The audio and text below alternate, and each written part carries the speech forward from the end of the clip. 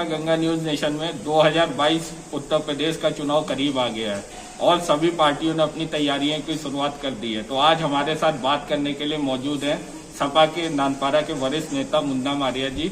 आइए उनसे जानते हैं कि इस बार 2022 के चुनाव में समाजवादी पार्टी किन मुद्दों पर चुनाव लड़ेगी। स्वागत है आपका गंगा न्यूज नेशन में। समाजवादी पार्टी 2017 में विकास के मुद्दों पर चुनाव लड़ी। इस बार 2022 में समाजवादी पार्टी किन मुद्दों पर चुनाव लड़ी? समाजवादी सरकार जब 2012 में बनी माननीय अखिलेश यादव जी के नेतृत्व में, तो अखिलेश भैया ने 2012 से लेकर 17 तक दिखा दिया था कि किस तरह से यूपी का विकास किया जा सकता है। उन्होंने एक्सप्रेसवे बना के तमाम ऐसे काम किए हैं जिनकी गिनती गिनाते गिनाते हम थक जाएंगे, लेकिन उनके कार्य नहीं खत्म। उसके बनिस्बत 2017 से लेकर जो अब सरकार चल रही है, उसने सिर्फ और सिर्फ माहौल को खराब करने का काम किया है। जनता के बीच दूरियां पैदा करने का काम किया है। जो एकता अखंडता भारत में सदियों से चली आ रही थी, उसमें सिर्फ फूट डालने का काम किया है। माननीय अखिलेश यादव के नेतृत्व में जितनी भी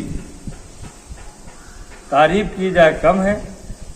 कितना विकास उन्होंने कराया है, जो कहा वो करके दिखा दिया। इस सरकार ने तो कुछ भी नहीं किया।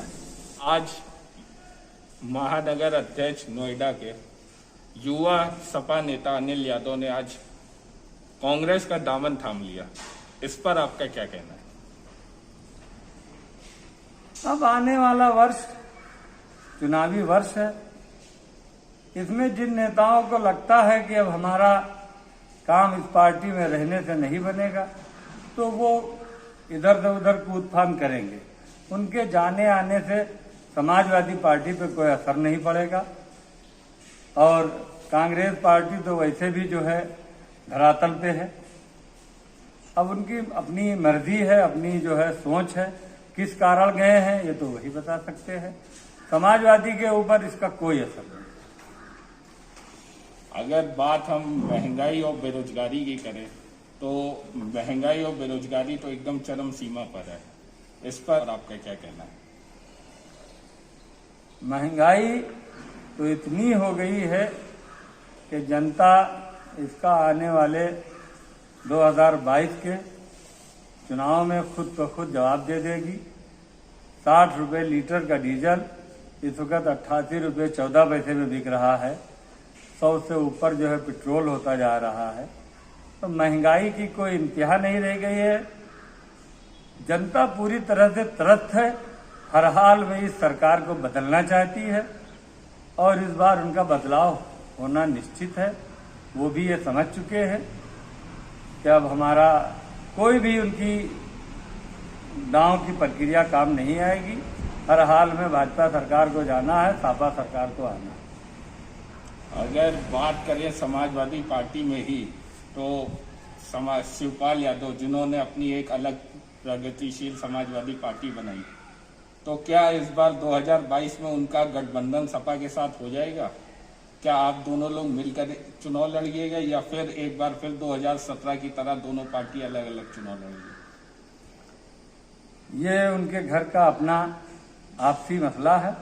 बड़े नेताजी की और भैया की बातचीत है। वो कैसे डील करते हैं ये वो लोग जाने। हम लोग अखिलेश यादव के सिपाही हैं। वो जैसे फैसला लेंगे हम लोग उसके हिसाब से काम करेंगे। 71 साल होने को है आजादी के, और नानपारा विधानसभा से आज तक कभी सपा का विधायक नहीं हुआ, जबकि सपा के यहाँ पे अच्छे कैंडिडेट ने चुनाव लड़ा। लेकिन यहाँ अगर बात करें तो यहाँ बहराइच से ही वकार अहमद शाह जी मंत्री रहे, यासिर शाह मंत्री रहे। लेकिन नानपारा जो कि केवल 37 किलोमीटर दूर है बहराइच में, वहाँ पे आज तक कभी सपा का कोई विधायक नहीं हो पाया। इस पर आपका क्या कहना है? समाजवादी का सपा का नानपारा विधानसभा से न जीतने के कारण कई है, लेकिन उसमें सबसे जो महत्वपूर्ण कारण था वो ये है कि कभी समाजवादी पार्टी का मजबूत संगठन नानपारा विधानसभा में नहीं रहा। वो किस लिए नहीं रहा ये सब लोग जानते हैं। अब 2012 में मैंने नानपारा विधानसभा का संगठन बहुत मजबूती के साथ तैयार किया था और बहुत अच्छा माहौल बना था हमारे फेवर में, लेकिन किन्हीं कारणवश हमको अखिलेश भैया टिकट देने के बावजूद भी नहीं लड़ा पाए थे। ये उनको भी अफसोस हुआ इस बात का, लेकिन राजनीतिक उठापटक लगी रहती है।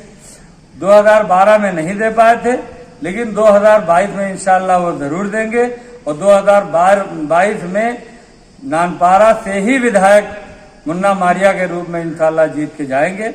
यहाँ की जनता बहुत चाहती है कि समाजवादी को जिता के दे, लेकिन जब समाजवादी को पार्टी को टिकट देने की नौबत आती है तो उसको मिसगाइड कर दिया जाता है। सही आदमी को टिकट न देने की वजह से आज तक नानपारा विधानसभा का विधायक नहीं बन सका है। हमें उम्मीद है कि जैसे भैया ने 2012 में हमको घोषित किया था लेकिन नहीं कर पाए थे, लेकिन इस बार वो फुल फ्लैश है। इंशाल्लाह वो 2022 में हमको टिकट देंगे और हम उनको जीत के नानपारा विधानसभा की सीट देंगे। यही हमारी नानपारा विधानसभा की पूरी आवाम चाहती है, हिंदू मुसलमान सभी लोग चाहते हैं। एक तो बदलाव चाहते हैं और दूसरी तरफ ये भी चाहते हैं कि हमारे नानपारा का विधायक हो, क्योंकि नानपारा विधानसभा का जो नानपारा क्षेत्र है ये मिडिल सेशन रहा है और इस बार नानपारा का ही विधायक होगा, ये हम आपको आश्वस्त करते हैं, समाजवादी पार्टी का होगा। अगर एक आखिरी सवाल, अगर आप नानपारा से विधायक बनते हैं तो नानपारा में कौन से ऐसे कार्य हैं जो अभी तक नहीं हुए वो आप कार्य कराना चाहेंगे, और 5 साल में हम नानपारा को कहाँ पाएंगे? नानपारा अभी बहुत पिछड़ा है। उसकी वजह ये रही है कि इससे पहले जो भी लोग विधायक चुने जाते थे वो मिहीपुरवा से चुने जाते थे। उसके बाद भी जो चुने गए हैं वो भी हमारे नानपारा विधानसभा के ही रहने वाले नहीं हैं। इसलिए हमारी विधानसभा पिछड़ी रही है और पिछड़ी है। मेरे जीतने पर बहुत सारे काम हैं। हमारे यहाँ रोडवेज का कोई मुस्तकिल स्टैंड नहीं है, जबकि इतना बड़ा कस्बा है, उसके बावजूद भी रोडवेज का कोई बस स्टॉप नहीं है। रोडें सही नहीं है, कई रोडें जो है ऐसी हैं जिन पे चला ही नहीं जाता है। नानपारा विधानसभा में भी पुलों का बहुत काम बाकी है। कई रास्ते ऐसे हैं जो डायरेक्ट जुड़े ही नहीं हैं। कुछ जगह ऐसी रोडें ऐसी हैं कि जो बहुत ही खराब हो गई है, वो सब बहुत काम बाकी है। तो यहाँ अस्पताल में बहुत कमी है, अस्पताल में डॉक्टर नहीं रहते हैं। जो पोस्ट है यहाँ, लेकिन उसके बावजूद वो ज़्यादातर जो है डिस्ट्रिक्ट में ही रहते हैं, यहाँ बहुत कमी रहते हैं। स्कूलों का हाल बहुत खराब है, अस्पताल का हाल बहुत खराब है। कई चीज़ें हैं जो हमारी नज़र में है। शिक्षण संस्थाएं कई हैं जो सरकारी है, उनके ऊपर कोई जो है मॉनिटरिंग नहीं हो रही है, कोई काम ही नहीं हो रहा है। बहुत काम करना है और इंशाल्लाह अगर मौका मिला तो इन सब कामों को देखा जाएगा और समाजवादी पार्टी को नानपारा में बहुत मजबूत किया जाएगा। तो ये थे हमारे साथ सपा के वरिष्ठ नेता, जिन्होंने बताया कि अगर अखिलेश यादव अगर उनको टिकट देंगे तो एक बार पुनः वह नानपारा की सीट जीत कर दिखाएंगे और एक बार पुनः नानपारा में रोडवेज, हॉस्पिटल के साथ साथ नानपारा का 5 साल में विकास होगा।